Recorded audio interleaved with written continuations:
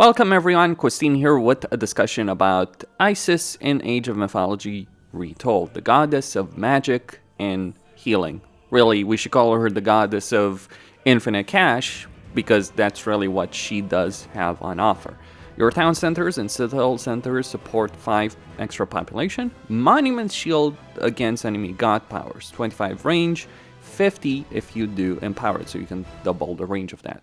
This is fairly significant because it means a lot of the god powers like tornado or earthquake or lightning storm that an enemy might want to use in your base to help them, give them an edge. And if they're pushing against you, will just not work until they destroy those monuments. And monuments are not necessarily so easy to destroy, especially if you build them surrounded by houses or other structures. They're going to give a fairly substantial defensive benefit. On top of that, empowered monuments heal nearby units, 50 range, and generate favor 100% faster.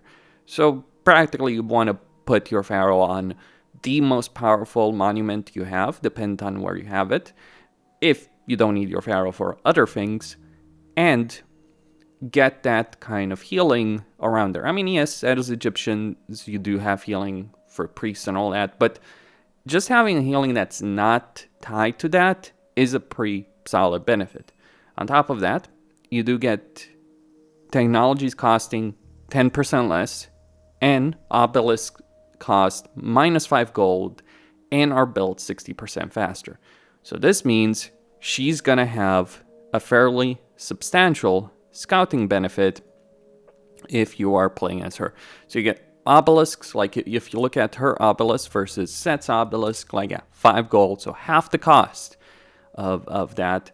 And comparing the build time over here, like 20 seconds for Set, 13 seconds for Isis. Besides, Set has other things that he wants to do with his priest, like getting a lot of the animals for the sake of food. Speaking about food, Isis also has the Flood of the Nile, which grants you a 1 food trickle rate continuously, 135 gold for 5 favor. Then her god power is prosperity. This increases your gold gathering rate by quite a bit.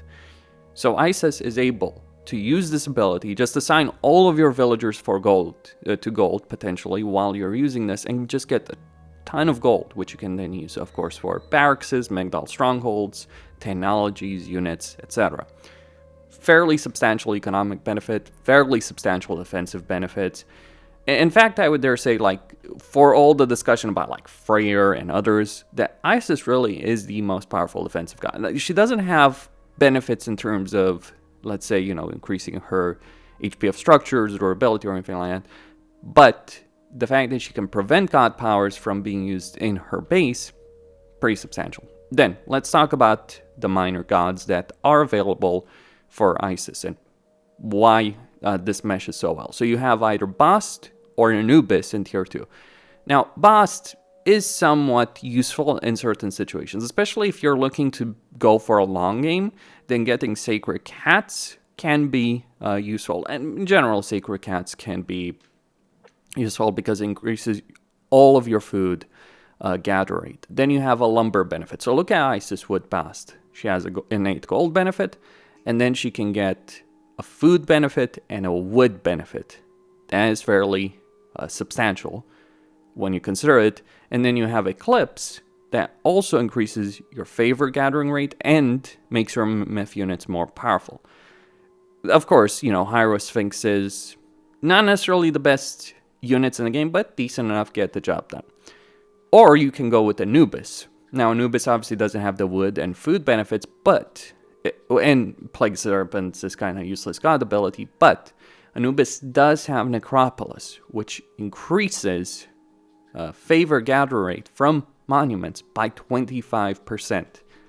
That is a pretty damn substantial buff. And Anubites are pretty decent units. Like, they're not great myth units in terms of like just standing in a fight and winning a fight, but rather they're kind of like hit and run type of myth units. And they're not the fastest, though their jump attack does do a lot of damage. They're harassing myth units. Relatively cheap when you think about it. Like, favor cost, not necessarily the cheapest, but food cost, absolutely so.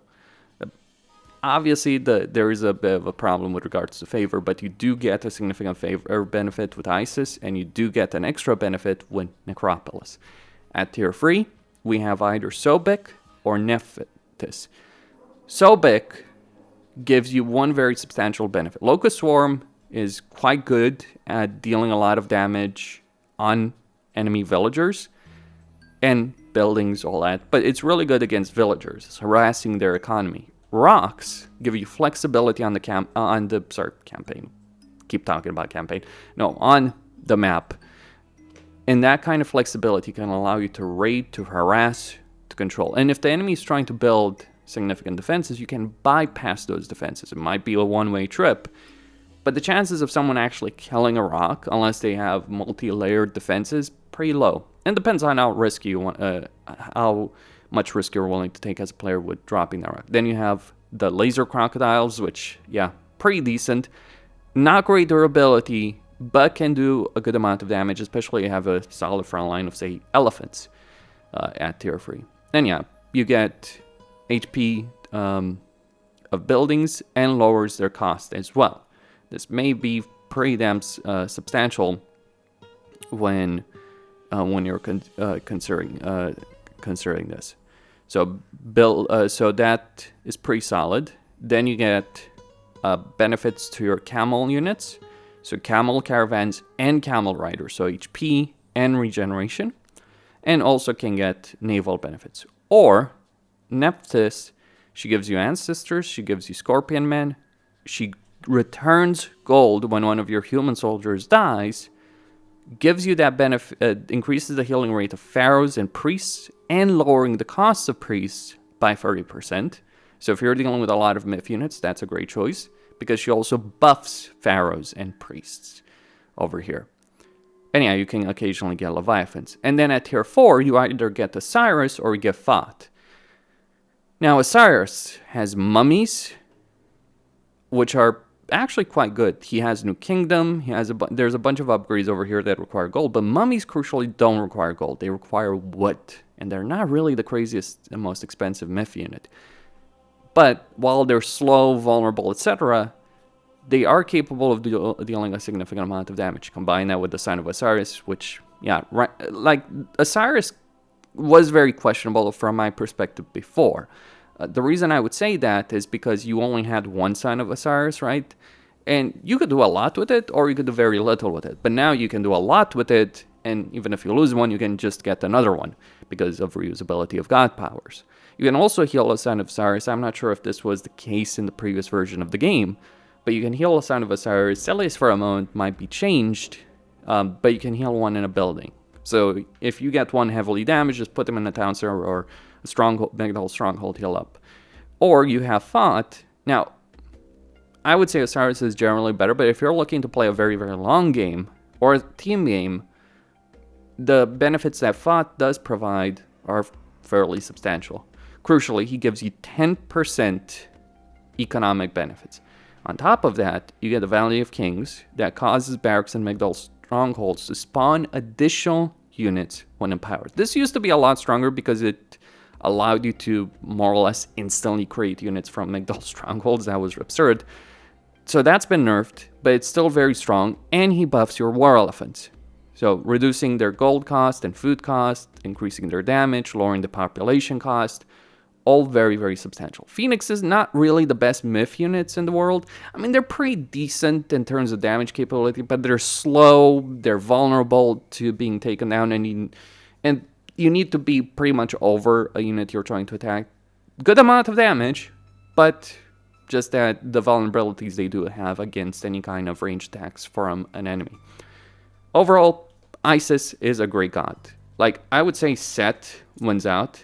Just because of the flexibility, like, okay, I'm going to send my priest on the map. And I think, like, one of the things to understand about Set, the benefit for him is not like, oh, you can convert wild animals and use them in combat. That's not really the true benefit here. The true benefit is you can convert animals, send them back to your base, and get them to give you food, and you can hunt them without having to, constantly build granaries and without having to expose yourself. Isis obviously doesn't have that kind of benefit, but she does have a lot more gold. She has a constant food supply of units. She gains more favor. She can get gold back. She can get truckloads of gold. Like, Isis's prosperity is the equivalent of rain for Ra when it comes to farms. Like, this can generate a lot of food, but suffice to say, food from farms does not compare to gold from actual gold mines. I would say early on, food is generally a bigger bottleneck than gold is. Like, if you want to get a lot of gold early on, but imagine this situation. Let's say you start building up an economy, right? You start the game, and one particular thing you could do, even early on, or you can save this up for later, but let's say you could potentially use this in the following way. You could get a lot of villagers on food early on, right, as Egypt, and then once you get a good amount of villagers and you want to, get the temple, move to the next stage, you can transfer all of your villagers to a gold mine, get a ton of gold instantly over there, and you can have enough gold to not only build up to go to the next age, but maybe even 2 ages beyond that. Get the buildings, trade the gold for food, all that. Not that you'll necessarily struggle that much with food. These are the benefits with Isis. So really solid choice, really great god. May not have, say, some of the long-term benefits that Set has in terms of reducing the cost of nearby units. This doesn't stack, by the way. Just worth pointing that out. But yeah, he does have a significant cost reduction. Ra, he's generally weaker. And yes, they did buff empowering from priest by 10%, but the problem with that, it still takes time to get that going from my point of view, whereas with Isis and Set, it's pretty clear-cut. Anyway, that's all I had to say on the subject. Great choice. Costin signing out. Stay tuned for more.